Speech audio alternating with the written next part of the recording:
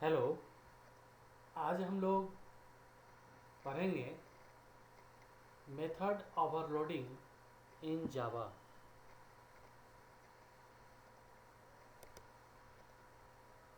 ये जो वर्ड है overloading, it means use of same things for different purposes, different task. The term overloading का मतलब होता है use of same things for different task या पर्पस या ऑब्जेक्टिव्स।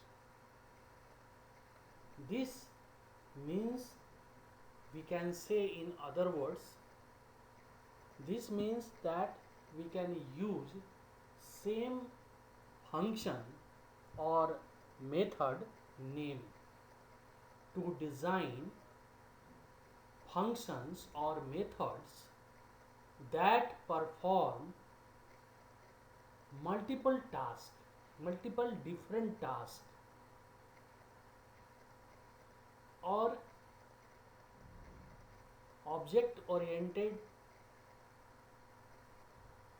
के केस में, कॉन्सेप्ट में हम इसे मेथड पॉलीमॉर्फिज्म या फंक्शन पॉलीमॉर्फिज्म भी कह सकते हैं। क्योंकि पॉलीमॉर्फिज्म का मतलब होता है more than one form.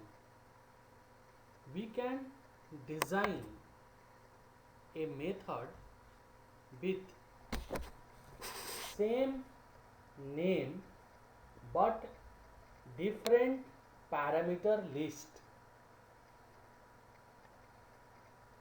We can design a method with same name. जो हमारा मेथड नेम होगा वो सेम होगा but different parameter list. In Java two or more methods can have same name। एक क्लास के अंदर हम दो या दो से ज़्यादा मेथड्स को कंस्ट्रक्ट कर सकते हैं but with the same name, but they must differ in parameters such as. ये जो सबसे मोस्ट इम्पॉर्टेंट पॉइंट यहाँ पर है कि they must differ in parameters such as. वो पैरामीटर्स जो हम बोल रहे हैं कि डिफर होना चाहिए, वो कैसे? तो पहला है different number of parameters.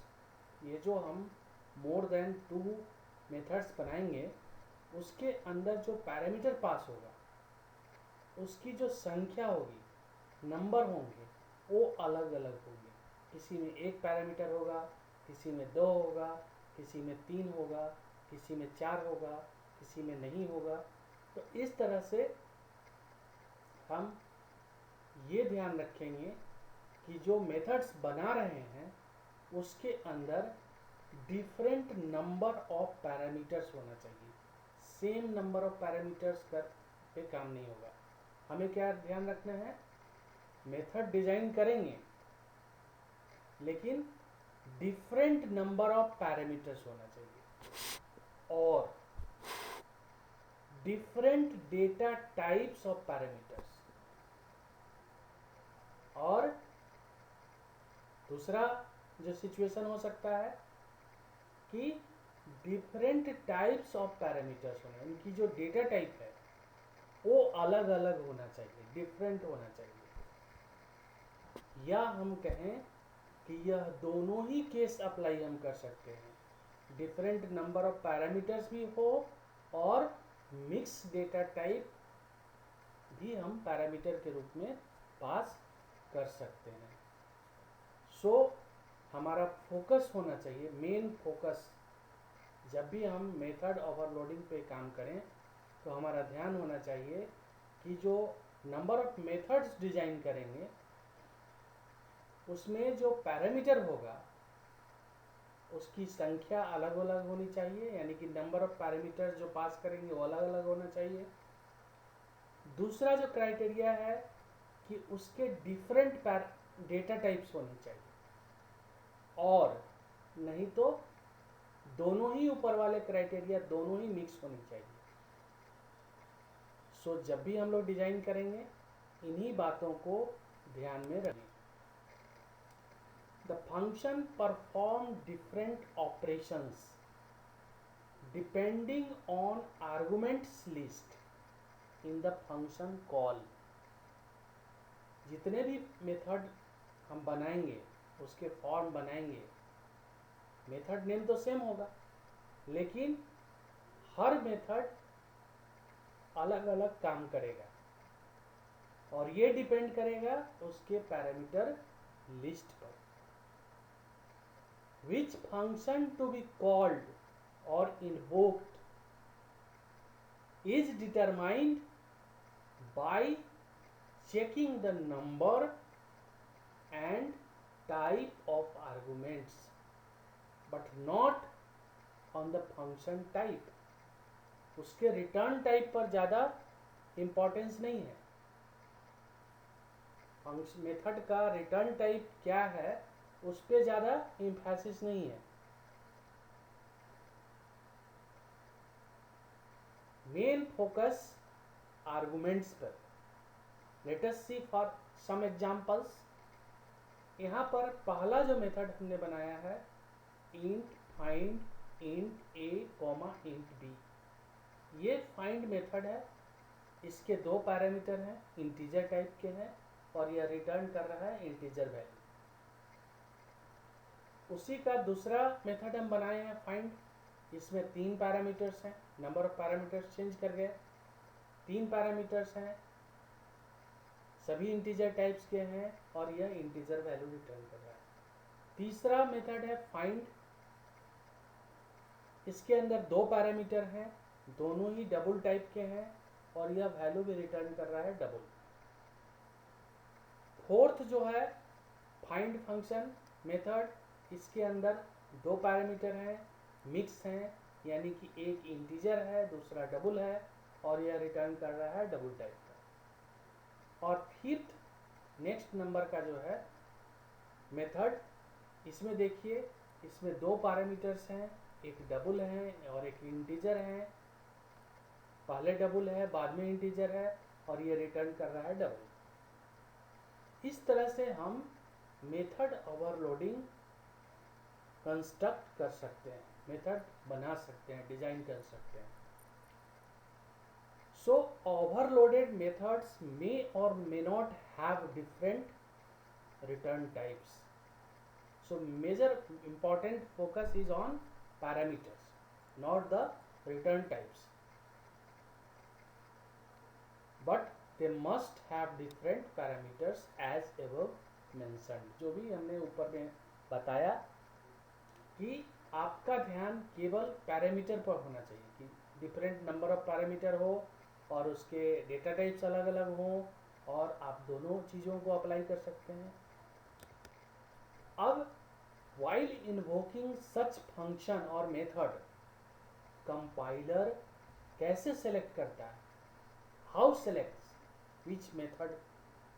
So function और method compiler chooses or selects the correct method or function based on the type of arguments passed to these functions। Appropriate जो पैरामीटर्स हैं उससे मैच करके एग्जैक्ट फंक्शन को compiler call करता है। Late us सी some examples. अब यहाँ पर इस एग्जांपल्स के द्वारा हम ये समझने का कोशिश करते हैं कि why it is valid method overloading और why it is not valid, that means invalid. So first let us see void sum or void sum. Both function name is same, यहाँ तक तो ठीक है, function name same, तो method overloading बोलता है कि function name should be same। Return type void, no parameter, no parameter, बस both methods having no parameters, that means it is invalid method overloading. Second case में देखते हैं, int cal int x int cal int y, वो function name method name is same, well and good, यहाँ तक तो ठीक है। Return type भी इंटीजर है। Number of parameters and type, data type of parameters, यहाँ पर क्या है, नंबर ऑफ पैरामीटर्स दोनों में सेम है, एक पैरामीटर फर्स्ट में भी पास हो रहा है, एक पैरामीटर दूसरे में भी पास हो रहा है, लेकिन इनके जो डेटा टाइप है वो भी सेम है, that's why it is invalid. Now int cal int x int cal int x comma int y, अब यहाँ पर मेथड नेम सेम है तो हम कहेंगे मेथड ओवरलोडिंग सही है। रिटर्न टाइप भी सेम है, लेकिन डिफरेंट नंबर ऑफ पैरामीटर्स, ऊपर वाले फर्स्ट कैल के अंदर इंट एक्स है, एक पैरामीटर इंटीजर टाइप का पास हो रहा है, और दूसरे कैल से हम क्या पास कर रहे हैं, दो पैरामीटर पास कर रहे हैं, int x comma int y. So number of arguments क्या हो गया, डिफर कर गया, so it is a valid example of method overloading. Now let us see void display disp int a, void disp int a comma char ch, method name is same, return type is same, but first disp method having one argument, that is integer type, और second DISP method having two argument with different data types, one is integer and other one is character. So this is the valid example of method overloading, different number and different data types of parameter. So this is the valid example of method overloading. Now let us see one example. अगर आप ये concept पूरा intro आप समझ गए होंगे तो इस एग्जाम्पल के सहारे और क्लियर हो जाएगा कि मेथड ओवरलोडिंग एक्चुअली है क्या। हमने एक क्लास लिया है टेस्ट, और इसके अंदर एक मेथड बनाया है DISP, और यह रिटर्न कर रहा है कैरेक्टर टाइप का, और पैरामीटर लिया है एक इंटीजर टाइप का a. सो कैर ch, ये डेफिनेशन पार्ट हम फंक्शन का देख रहे हैं, कैर ch असाइनमेंट ऑपरेटर, कैर पैरेंथेसिस के अंदर a सेमीकोलन। यहाँ पर क्या हो रहा है, जो भी वैल्यू इंटीजर टाइप का आएगा उसको टाइप कन्वर्जन के द्वारा कैरेक्टर में कन्वर्ट कर दिया जाएगा, और चूंकि यह रिटर्न टाइप है इसलिए रिटर्न ch। दूसरा जो मेथड है DISP, इसके अंदर हम पैरामीटर जो पास कर रहे हैं वह एक ही पैरामीटर है लेकिन कैरेक्टर टाइप का है, और यह इसका रिटर्न टाइप void है, और ये simple system dot out print ln ये वैल्यू डिस्प्ले कर रहा है C का। नाउ पब्लिक वॉइड वेरीफाई, यहाँ हम मेथड को कॉल कर रहे हैं। Before method calling we need some initialization process of the variable. So char ch b, यहाँ पर हमने एक वेरिएबल लिया है ch कैरेक्टर टाइप का, और उसको वैल्यू इनिशियलाइज किया है b। दूसरा हमारा जो वेरिएबल है x है, इसका जो वैल्यू है वो 100 है, और यह इंटीजर टाइप का है।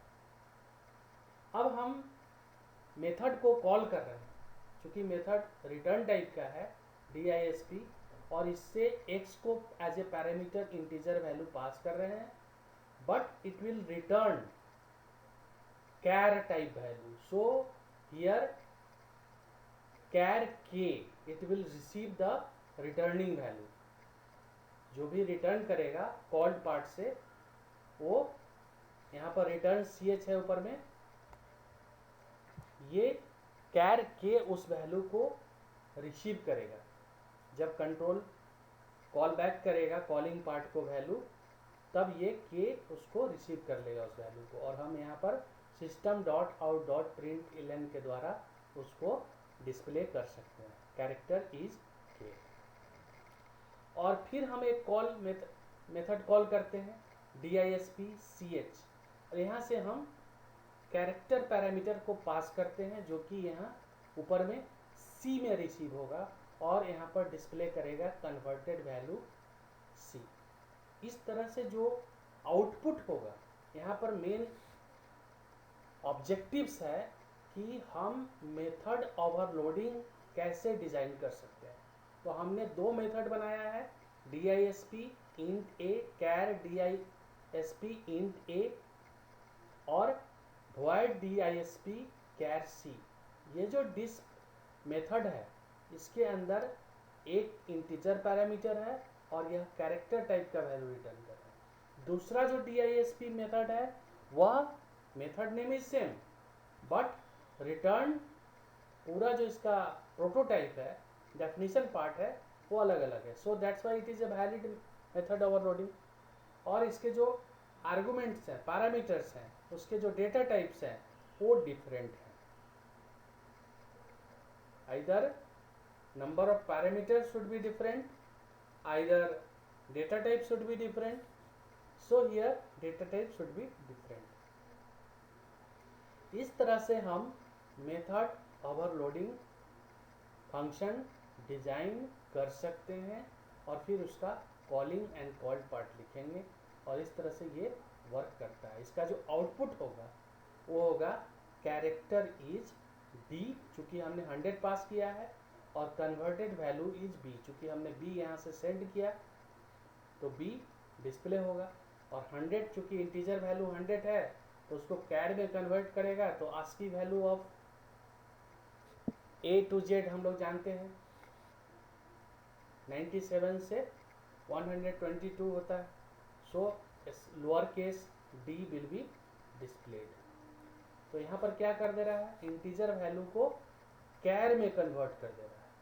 तो 100 लेके ऊपर से आया, जो हम यहाँ भेज रहे हैं, A में रिसीव हुआ और A को कैर में कन्वर्ट किया। दैट मीन्स 100 का जो आस्की वैल्यू, 100 किसका आस्की वैल्यू है, D का। हम लोग सब जानते हैं A से Z तक 97 से 122। तो इस तरह से ये कन्वर्ट करके CH में स्टोर कर दिया, फिर CH को यहाँ से रिटर्न हो गया, तो CH लेके क्या आया, D। इस तरह से मेथड ओवरलोडिंग हम लोग आसानी से सीख सकते हैं। Please go through all the contents.